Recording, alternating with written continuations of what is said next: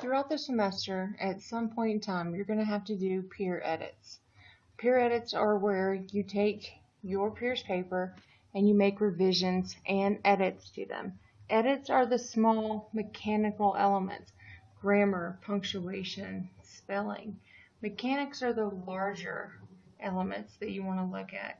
Elements such as organization, introduction, purpose, audience, these elements.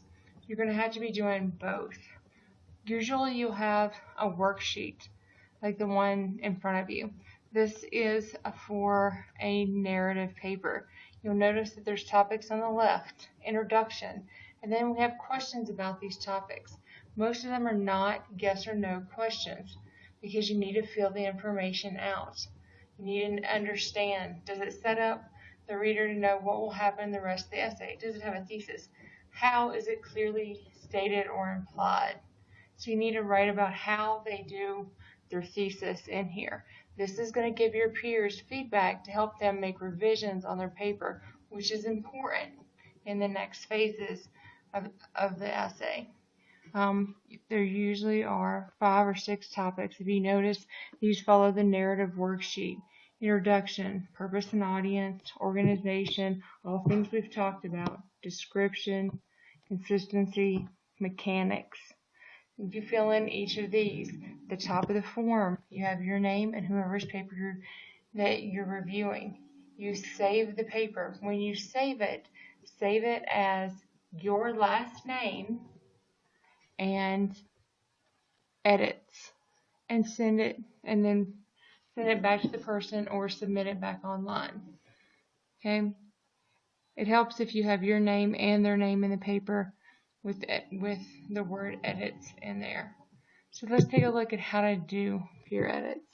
We're going to look at Sandra Cisneros, my name, paper again, and I formatted it like it's an essay. So we have our header over here, our title, this up here. What you want to do is go to review, okay? And we're going to track changes, all markup. Everything that I make changes in here is going to show up. Mechanical changes, if I make comments about organization, make comments about the header, all of this is going to show up. So for the first thing that I want to do, let's say I highlight the title, because titles don't need to be bold in the MLA format, and I unbold it. And over here, it's going to tell me unbolded. Okay? When you get your paper back from your peers, it will show you that this was done. In addition, we need to tab this over. Alright? It's going to show you that these things have been done. Now, let's take a look at another element. In English, my name means hope. It's a good hook. It'll pull you into the story. But let's say I didn't like it, or let's say I didn't understand what it meant, how I was setting up the story. So maybe I want to highlight it, and I want to add a comment in, just like you do when you annotate, and say, maybe expand on this a little. Or maybe start with an anecdote to pull the reader in. Okay, this is where you're going to give your ideas about the revisions of what you want to be bigger. So if there's paragraphs that you feel are out of place, if it doesn't transition well, put a note on there. Okay, put a note in here that says, I feel like this could use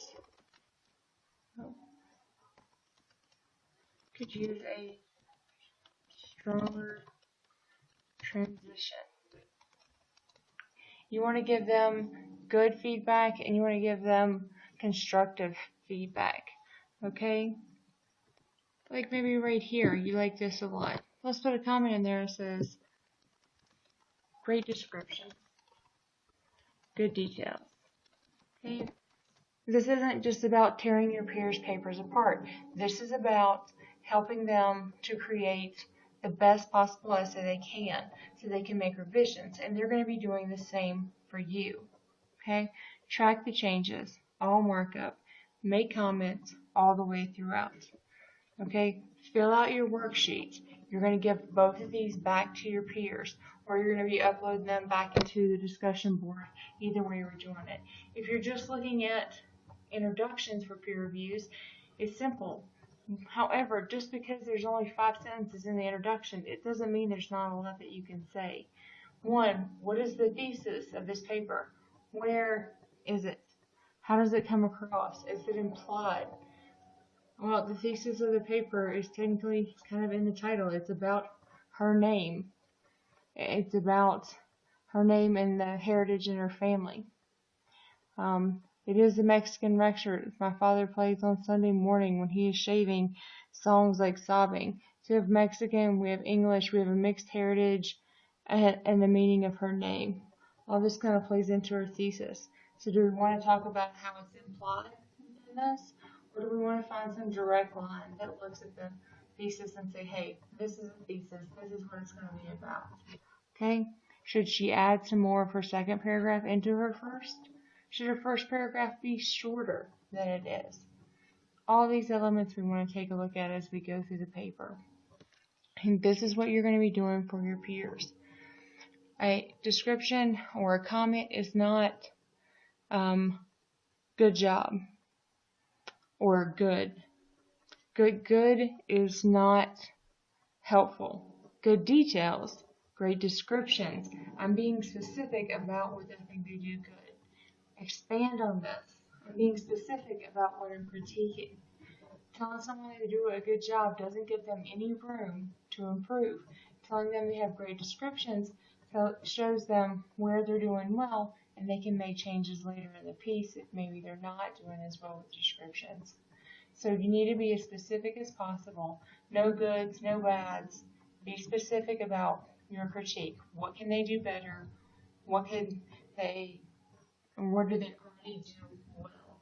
And this needs to go throughout the entire paper. This does take a little time because not only are you filling this out, right? You're also filling out this other sheet. Okay, introduction. Does it grab the reader's attention? So maybe I want to say yes.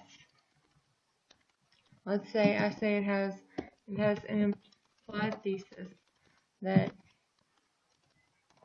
talks about 2 cultures and the name given to the author.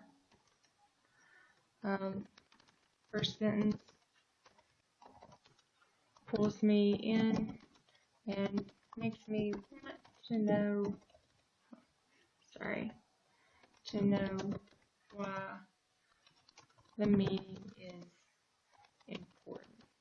Okay, so I've just told my reader, yes, they've done what they were supposed to do in the introduction.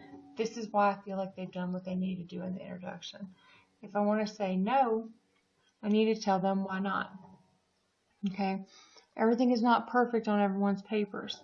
The purpose is not to praise everyone and say, hey, everything is awesome. The purpose is to provide a critical analysis of a piece so that you can become a better writer and your peers can become a better writer.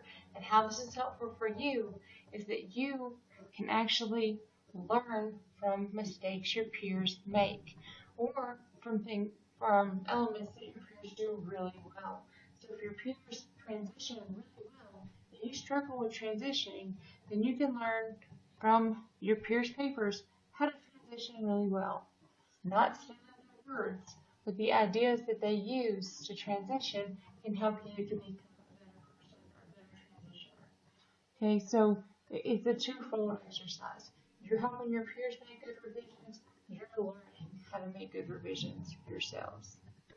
Okay, so make sure you do the worksheet. Make sure that you use comments. Again, review, track changes, all markups. Simple markups doesn't show everything. All markup has to show everything. It'll have your name and the information on there. Save it with preferably their last name, a dash, your last name, and then the word comments or edits. So we know the first name is the person who's doing it. So let's say I'm going to say this, and I'm going to say this as Cisneros buyer's comments. Okay, that way I know Cisneros wrote the paper, I made the comments on the paper.